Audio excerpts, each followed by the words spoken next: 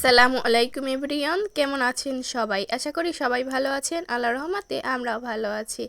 এই যে অনেক দিন পরে আবার একটা লং ভিডিও নিয়ে আসলাম। এই ভিডিওটা অনেক দিন আগের, রমজান মাস, তারও মনে হয় আরও 2 মাস আগের হবে। মানে এখন তো রমজান মাস চলতেছে, তো ভিডিও এডিট করা হয় না, দেওয়া হয় না। বড় ভিডিওতে ভয়েস দিতে গেলেই একটু ঝামেলা পোহাতে হয়, এর জন্যই বড় ভিডিওটা আর কি দেওয়া হচ্ছিল না অনেক দিন। এখন থেকে ভাবতেছি যে কন্টিনিউ আবার বড় ভিডিও দেওয়া শুরু করব। ফেসবুক মামা যা শুরু করেছে, জানি না কি হবে। এখন আপডেটের সমস্যা নাকি অন্য কোনো সমস্যা, তা তো আমরা কেউই জানি না। আর সঠিক কিন্তু কথা কেউই বলতে পারতেছে না, সবাই যতটুকু জানে।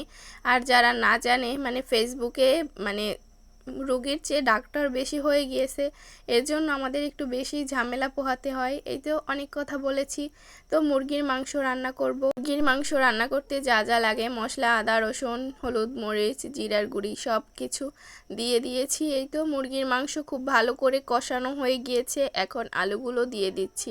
আমাদের ক্ষেতের একদম নতুন আলু, খেতে কিন্তু সেই স্বাদ হয়েছিল। আর যেহেতু অনেক দিন আগের এটা ভিডিও, তো এখন তো জানি যে আমি খেয়েও ফেলেছি যে স্বাদ হয়েছিল কি না। আর নিজেদের লাগানো গাছের সবজি কিন্তু একটু আলাদাই স্বাদ হয়। বাজার থেকে কিনলে যেরকম একটা খুশি মনে খাওয়া, আর নিজেদের গাছে হইলে তো অন্যরকম একটা আলাদা। এই যে এখন বেগুনগুলো ভাজা করব, ওইদিকে আমার রান্নাও হচ্ছে, আর আমি বেগুনগুলো কিন্তু খুব সুন্দর করে কেটে নিচ্ছি।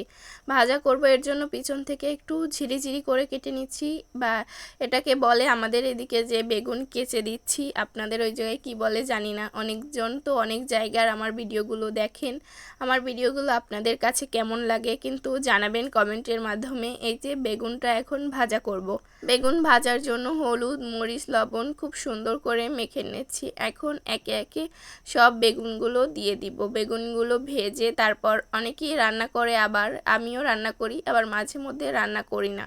একটু বেশি করে মশলা মাখিয়ে ভেজে নিলে খেতেও টেস্ট হয়। এই যে ভাজার জন্য আমি কিছুক্ষণ ঢাকনা দিয়ে দিলাম, এরপর সুন্দর করে এপিট উপিট উল্টিয়ে পাল্টিয়ে ভেজে নিব। বেগুন ভাজা খেতে কিন্তু ভালো লাগে, আর সেটা যদি নিজেদের ক্ষেতের হয় তাহলে তো আলাদা কথা। আর এমনিতেও বাজারেরগুলো খেতে আরও বেশি টেস্ট হয়। আমার কাছে মনে হয় যে সাদা বড় যে গোল বেগুনটা আছে ওইটা খেতে বেশি টেস্ট।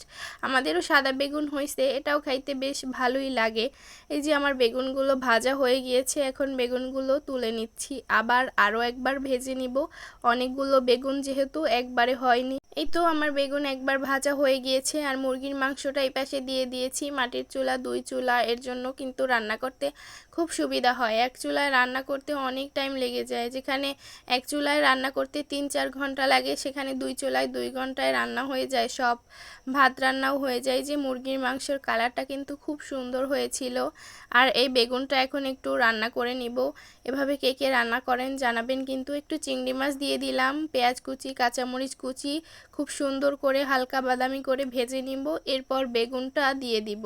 বেগুনটা দিয়ে একটু নেড়ে চেড়ে ওই যে বেগুন মাখিয়েছিলাম হলুদ মরিচের যে পানিটা, ওইটা এখন একটু দিয়ে দিলে কিন্তু ভালোই একটা গ্রেভি গ্রেভি হবে, ভালোই লাগবে খেতে। এই যে আমি একটু পানি দিয়ে দিলাম।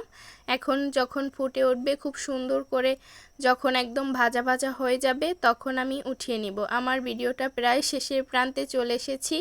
এখন পর্যন্ত জানি না কে কে আমার ভিডিওটা দেখেছেন। সম্পূর্ণ ভিডিও সবাই না দেখেই কমেন্ট করে ফেলে, এর জন্য তো বড় ভিডিও বানাতে কষ্ট হয়, আর সবাই সম্পূর্ণ দেখেও না। আজকে এতটুকুই। সবাই ভালো থাকবেন, আমার জন্য দোয়া করবেন। আপনাদের জন্য অনেক দোয়া রইল। আল্লাহ হাফিজ, টাটা, বাই বাই।